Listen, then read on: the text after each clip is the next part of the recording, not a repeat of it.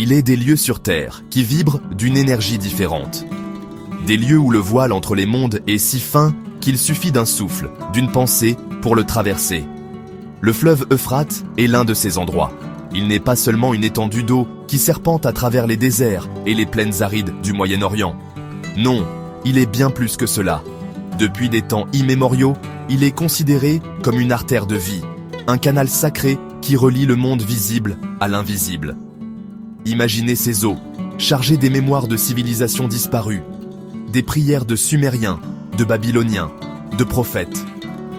Chaque goutte d'eau transporte une histoire, une vibration, un secret. Ce fleuve a vu naître l'écriture, la loi, l'astronomie.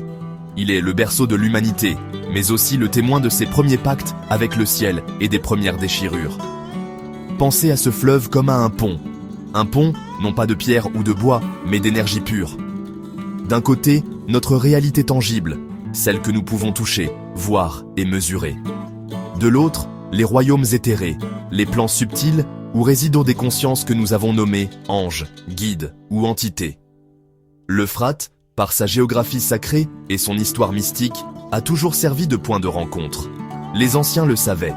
Ils construisaient leurs temples, leurs ziggourats, le long de ses rives, non pas par hasard, mais pour capter cette énergie particulière. Ils y menaient leurs rituels, cherchant à communiquer avec les forces qui gouvernent l'univers. Pour eux, le fleuve était une porte des étoiles sur Terre, un lieu où les messages divins pouvaient plus facilement atteindre le cœur des hommes et des femmes en quête de vérité.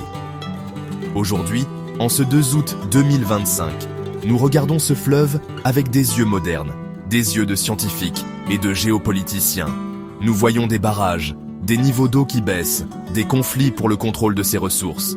Mais nous oublions l'essentiel. Nous oublions sa nature profonde, sa mission spirituelle. Le fleuve n'est pas mort. Il est en dormition, attendant que l'humanité se souvienne.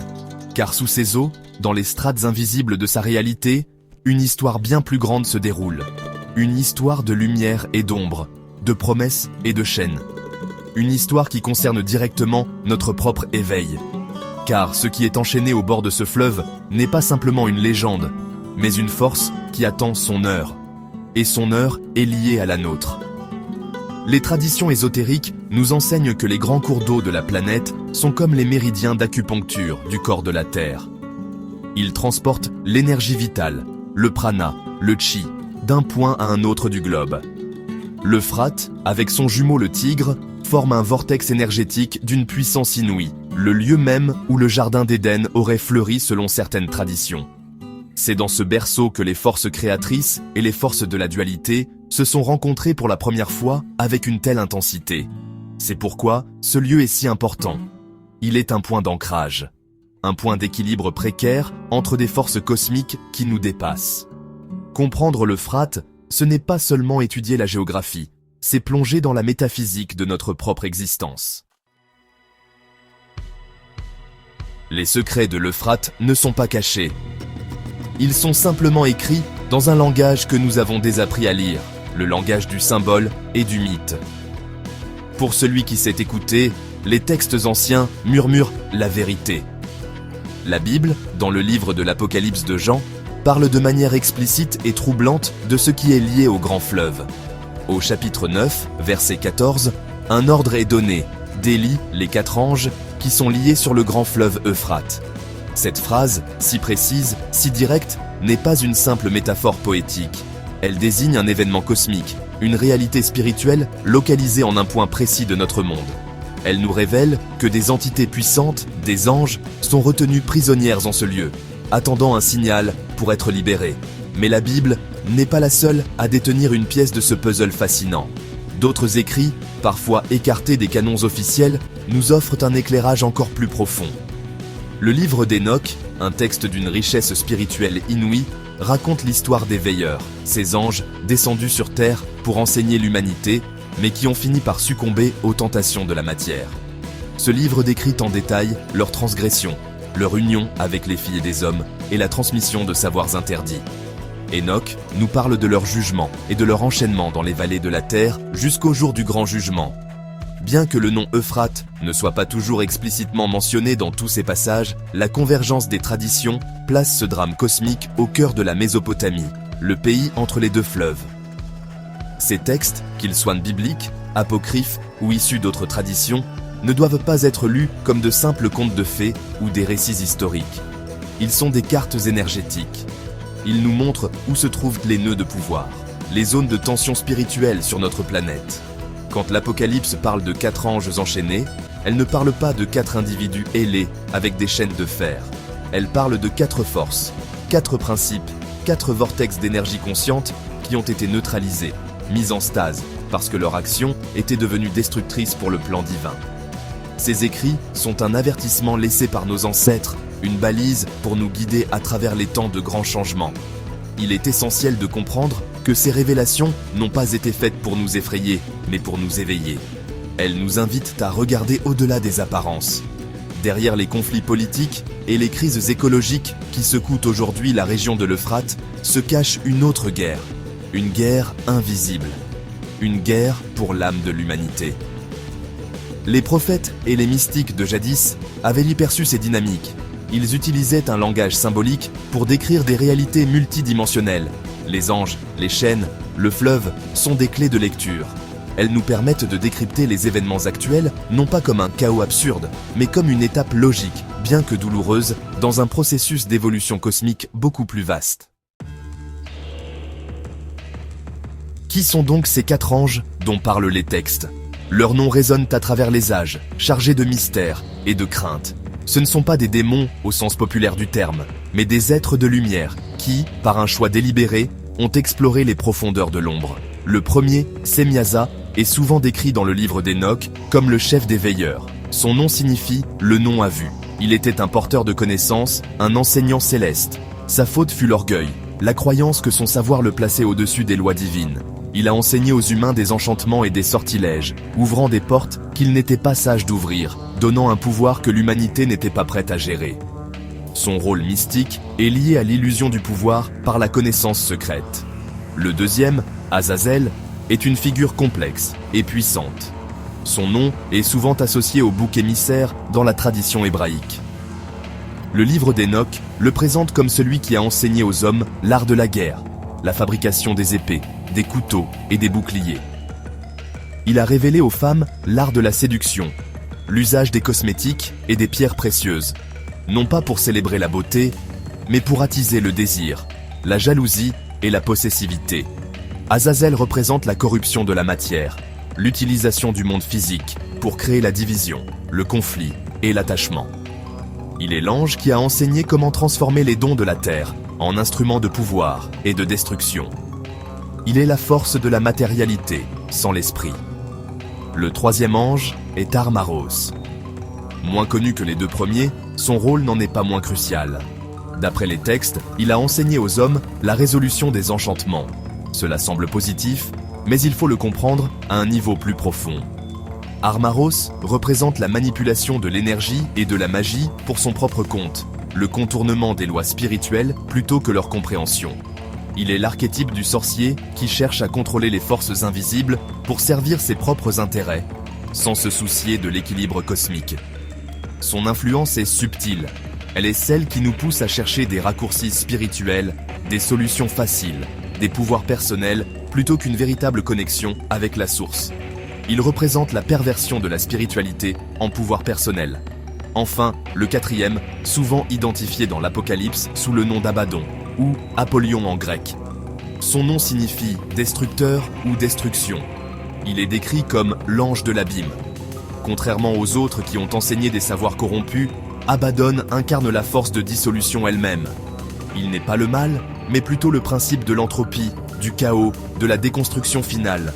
Sa libération est associée à une période de grande tribulation où les structures anciennes, qu'elles soient bonnes ou mauvaises, s'effondrent. Il est la force qui vient tester la solidité de nos fondations, tant intérieures qu'extérieures. Ces 4 forces, l'orgueil du savoir, la corruption de la matière, la manipulation de l'esprit et la dissolution finale, voilà ce qui est contenu, enchaîné sur les rives spirituelles de l'Euphrate. La raison de leur enchaînement est à la fois simple et d'une profondeur abyssale. Ils ont brisé les lois sacrées de l'univers. Pas des lois humaines, faites de mots et de codes, mais les lois fondamentales de la création. La loi du non-interventionnisme, la loi de l'équilibre, la loi de l'amour inconditionnel. Ces anges, ou veilleurs, avaient pour mission d'observer l'humanité, de la guider de loin, avec une infinie subtilité, comme un jardinier veille sur ses plantes, sans tirer sur leurs tiges pour les faire grandir plus vite. Mais poussés par l'orgueil, la pitié ou une forme de curiosité dévoyée, ils ont décidé d'intervenir directement. Ils ont franchi une frontière sacrée entre les plans de conscience.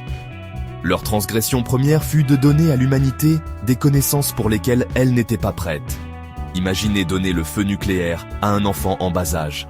Le savoir qu'ils ont partagé, métallurgie pour les armes, astrologie pour la divination égoïste, sortilège pour le contrôle, a accéléré de manière artificielle et chaotique le développement humain. Il a introduit la notion de pouvoir sur l'autre, de secrets utilisés pour dominer, de technologies sans conscience.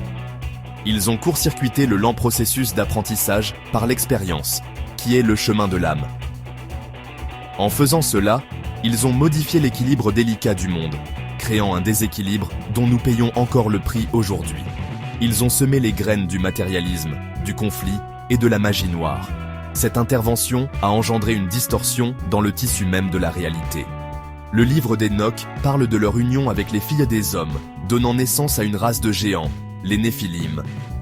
Symboliquement, cela représente l'union contre nature de la conscience pure et de l'instinct brut, sans le cœur pour servir de médiateur. Ce fut la création d'êtres de grand pouvoir, mais sans sagesse, de grande force, mais sans compassion.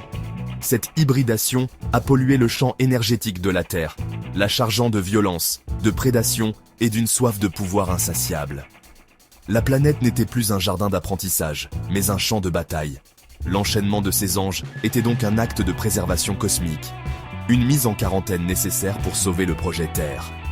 Il ne faut pas voir cet enchaînement comme une punition au sens humain du terme, mais plutôt comme une conséquence énergétique inévitable. Lorsque vous mélangez certains produits chimiques, une explosion se produit. De même, lorsque vous mélangez certaines énergies de manière inappropriée, une implosion, un confinement, se produit. Leur propre action a créé les chaînes qui les retiennent. Ces chaînes ne sont pas matérielles, elles sont faites de lois vibratoires. Ils ont été liés par la conséquence de leurs propres actes, confinés dans une dimension proche de la Terre, sur les plans astraux et éthériques bordant l'Euphrate, jusqu'à ce que le cycle qu'ils ont initié arrive à son terme. C'est un acte de miséricorde divine, autant pour l'humanité que pour eux-mêmes, leur offrant un temps pour contempler leurs actions. Observez l'Euphrate aujourd'hui. Les images satellites et les reportages nous montrent un fleuve qui se meurt. Son débit a diminué de façon dramatique. Des étendues autrefois fertiles sont maintenant des terres craquelées et arides. Les scientifiques nous parlent de changements climatiques, de barrages en amont, de mauvaise gestion des ressources en eau. Et ils ont raison, sur le plan physique. Mais pour celui qui sait voir, cet assèchement extérieur est le miroir parfait. Le reflet visible d'une sécheresse bien plus profonde. Notre sécheresse spirituelle. Le fleuve qui reliait les mondes s'assèche à l'extérieur parce que nous avons asséché la connexion à l'intérieur de nous. Notre monde est devenu assoiffé de sens, d'amour, de sacré. La baisse du niveau de l'eau n'est pas seulement un problème écologique, c'est un symbole prophétique qui se déroule sous nos yeux. L'eau, dans toutes les traditions, représente l'inconscient, les émotions, l'énergie féminine, la fluidité de la vie et la connexion au divin. Un fleuve qui s'assèche symbolise une humanité qui a perdu le contact avec son âme, avec son intuition, avec la sagesse du cœur. Nous avons privilégié le mental, la logique froide, la technologie sans âme, et nous avons laissé tarir la source de notre propre vie intérieure. La crise de l'Euphrate est le symptôme physique d'une maladie spirituelle globale. Le monde extérieur ne fait que refléter l'état de notre monde intérieur collectif. Cette sécheresse physique a une conséquence spirituelle terrifiante, annoncée par les prophéties. L'eau du fleuve agissait comme un seau liquide, une barrière énergétique qui maintenait les forces enchaînées dans leur prison dimensionnelle. L'eau purifie, contient et isole. À mesure que cette barrière physique et énergétique s'amenuise, le voile qui retient ces entités s'affine. L'assèchement du fleuve est le signe que les conditions sont bientôt réunies pour leur libération. Ce n'est pas un événement futur lointain, c'est un processus en cours. La diminution de l'eau vive sur Terre correspond à la montée d'énergie de chaos, de division et de destruction que ces anges représentent. Nous vivons actuellement l'accomplissement de cette prophétie. Il est crucial de comprendre que nous ne sommes pas des victimes passives de ce phénomène. Nous en sommes les co-créateurs. Chaque fois que nous choisissons la peur plutôt que l'amour, la compétition plutôt que la coopération, le matérialisme plutôt que la spiritualité, nous contribuons à assécher le fleuve. Chaque pensée de jugement, chaque parole de haine, chaque acte de destruction est une pelletée de terre que nous jetons dans le lit du fleuve sacré. La crise climatique et la crise spirituelle sont les deux faces d'une même pièce. Pour que le fleuve coule à nouveau, à l'extérieur comme à l'intérieur, nous devons réapprendre à nourrir notre propre source intérieure, à irriguer notre propre désert spirituel avec des pensées et des actes de lumière. Même enchaîné, l'influence de ces forces n'a jamais totalement cessé. Imaginez un prisonnier puissant qui peut encore chuchoter à travers les barreaux de sa cellule. Leurs chaînes ont limité leur action directe, mais pas leur capacité à inspirer, à manipuler et à insuffler leurs vibrations dans le champ de la conscience humaine. Aujourd'hui, alors que les chaînes s'affaiblissent, leur influence grandit de manière exponentielle. L'énergie de Semyaza, l'orgueil du savoir, se manifeste dans notre dépendance à une science sans conscience, dans l'élitisme intellectuel qui méprise l'intuition et la sagesse ancestrale. Elle se voit dans la quête effrénée de l'information qui nous noie et nous empêche d'accéder à la véritable connaissance, celle du cœur. L'influence d'Azazel, la corruption de la matière, est partout autour de nous. Regardez notre société de consommation, cette course sans fin pour posséder plus, pour paraître plus jeune, plus riche, plus désirable. C'est l'énergie d'Azazel qui nous pousse à détruire la planète, pour extraire ses ressources et les transformer en objets futiles. C'est elle qui alimente l'industrie de la guerre, transformant le métal en arme pour tuer. C'est elle qui est derrière la culture de l'hypersexualisation, qui réduit le corps humain à un objet de désir, le vidant de son caractère sacré.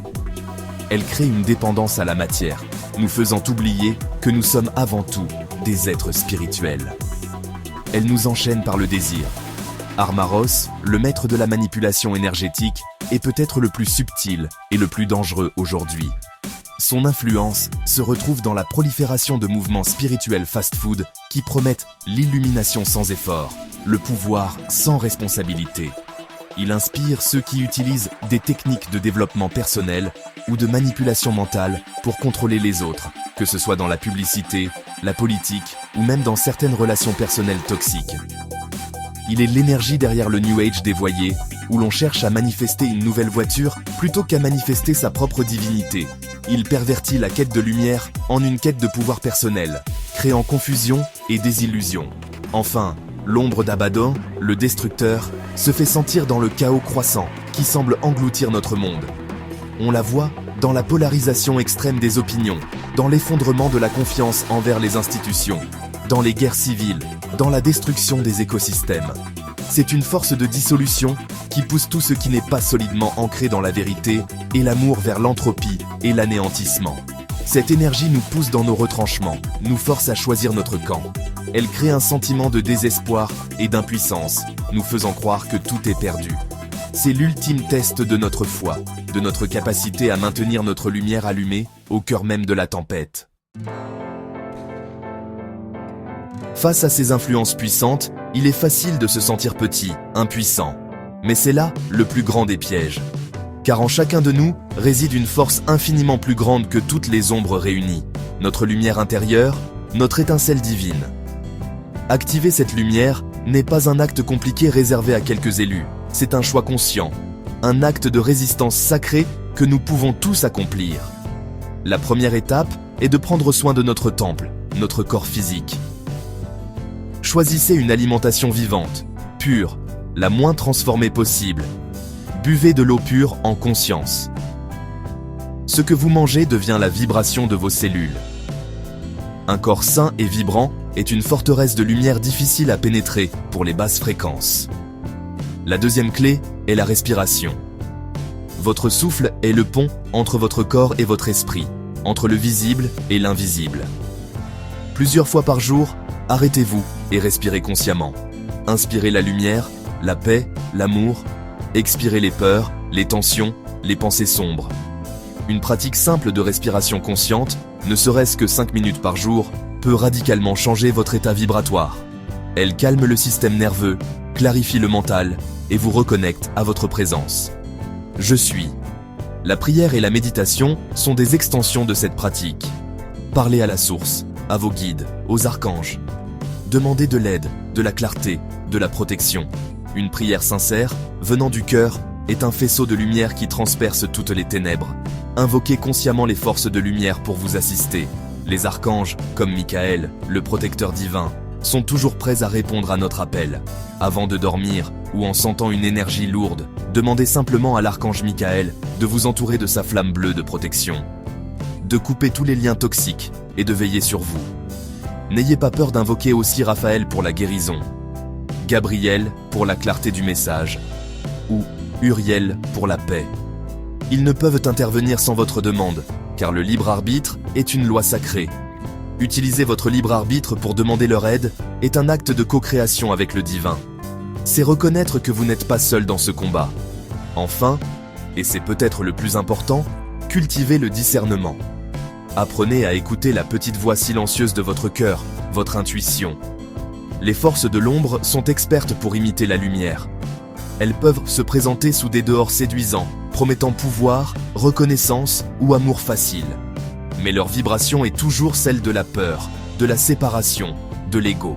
La vibration de la vraie lumière est toujours celle de l'amour, de l'unité, de la paix, de l'humilité. Avant de suivre un enseignement, une personne ou une idée, demandez-vous, est-ce que cela me rend plus libre ou plus dépendant? Est-ce que cela m'unit aux autres ou m'en sépare? Est-ce que cela nourrit mon ego ou mon âme? Votre cœur connaît toujours la réponse. Il est vrai que le tableau peut sembler sombre. Un fleuve qui s'assèche, des forces anciennes qui se libèrent. Un monde en proie au chaos. Mais il est essentiel de ne jamais oublier une vérité fondamentale. La nuit est toujours la plus noire juste avant l'aube. Et cette aube, elle ne se lèvera pas dans le ciel d'Orient, elle se lèvera en chacun de nous. La libération de ces 4 anges, cet assèchement de l'Euphrate, n'est pas la fin du monde. C'est la fin d'un monde. C'est la fin du monde de l'illusion, de l'ignorance, de la séparation. C'est un test final, une grande initiation collective conçue pour nous forcer à choisir. Allons-nous céder au chuchotement de l'ombre, ou allons-nous enfin décider d'incarner pleinement notre propre lumière? Le message ultime de cette grande histoire cosmique n'est pas un message de peur, mais un message d'espoir et de responsabilisation. Il nous dit que la lumière intérieure que nous portons est indestructible. Elle peut être voilée, oubliée, négligée, mais elle ne peut jamais être éteinte. Les forces de l'ombre, aussi puissantes qu'elles puissent paraître, n'ont de pouvoir sur nous que celui que nous leur donnons. Elles se nourrissent de notre peur, de notre ignorance, de notre consentement passif. Chaque fois qu'une personne choisit l'amour plutôt que la peur, le pardon plutôt que la rancune, la conscience plutôt que l'inconscience, elle retire de l'énergie à ses forces et nourrit la grille de lumière de la planète. Chaque jour, à chaque instant, nous sommes à la croisée des chemins. Chaque pensée, chaque parole, chaque action est un vote. Un vote pour l'ancien monde de la domination et de la peur, ou un vote pour le nouveau monde de la conscience et de l'amour. Le choix vous appartient. Il appartient à chacun de nous. Ne sous-estimez jamais le pouvoir d'une seule âme qui décide de s'éveiller. Vous êtes bien plus puissant que vous ne le croyez. Vous êtes un créateur. Vous êtes une étincelle du divin. La libération des anges de l'Euphrate n'est pas une condamnation. C'est un appel au réveil. Un appel urgent à devenir les gardiens de la lumière que nous avons toujours été destinés à être. Alors, ne regardez pas l'assèchement de l'Euphrate avec désespoir. Regardez-le comme le signal que le temps est venu. Le temps de choisir. Le temps d'agir, le temps de se souvenir de qui nous sommes vraiment. La plus grande des prophéties n'est pas écrite dans un livre ancien, elle s'écrit maintenant, dans le cœur de chaque être humain. Et cette prophétie dit que l'amour est la force la plus puissante de l'univers et que la lumière, au final, triomphe toujours. Non pas en combattant l'ombre, mais en brillant si fort que l'ombre n'a plus de place où exister. Soyez cette lumière. Incarnez cet amour. Et vous verrez le fleuve de la vie couler à nouveau, abondant et clair. D'abord en vous, puis partout sur la terre. L'aube est là, elle est en nous.